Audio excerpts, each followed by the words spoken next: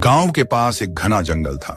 वहां एक पीपल के पेड़ की ऊंची डाली पर एक नन्ही गौरैया रहती थी। नाम था चीनी।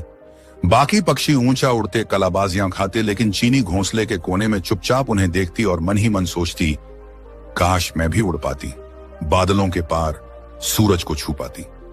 पर जब भी उड़ने की कोशिश करती वो कांप जाती और कुछ ही पलों में जमीन पर गिर पड़ती। हर दिन पक्षी मजाक उड़ाते, अरे तू तो उड़ ही नहीं सकती, डरपोक है तू। चीनी चुप रहती।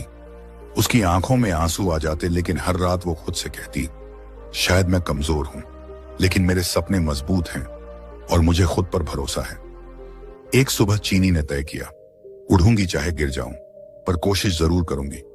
वो पंख फैलाकर कूदी और सीधा जमीन पर गिर गई। कुछ पक्षियों ने फिर ताने मारे, कहा था ना तेरे बस की बात नहीं। चीनी चुपचाप उठी और पेड़ की जड़ में बैठ गई। शाम को एक तोता आया। वो बोला, गिरने से उड़ान नहीं रुकती, उड़ना पंखों से नहीं हौसले से होता है, और तुझमें वो हौसला है। उस रात चीनी ने पहली बार मुस्कुराकर कहा, मैं फिर कोशिश करूंगी, क्योंकि मुझे खुद पर भरोसा है।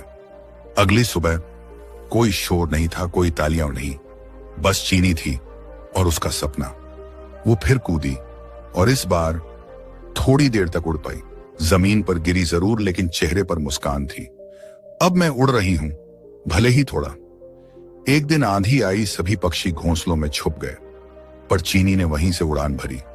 हवा से टकराई, पेड़ों से भिड़ी, लेकिन हर बार ऊपर उठी। जब आंधी रुकी, चीनी बादलों के पास उड़ रही थी। वो पक्षी जो उसे कमजोर कहते थे, आज चुपचाप उसकी उड़ान देख रहे थे।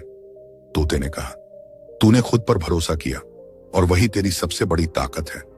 सालों बाद एक नन्ही गौरैया उड़ने से डर रही थी। चीनी ने कहा, डर तो सबको लगता है, पर उड़ता वही है जो खुद पर भरोसा करता है। इस कहानी से हमें यह सीख मिलती है कि उड़ान पंखों से नहीं, इरादों से होती है। लोग ताने देंगे, लेकिन खुद पर यकीन रखना सीखो। जो गिरकर भी खड़ा होता है, आखिर में वही ऊंचाई छूता है। अगर ये कहानी आपको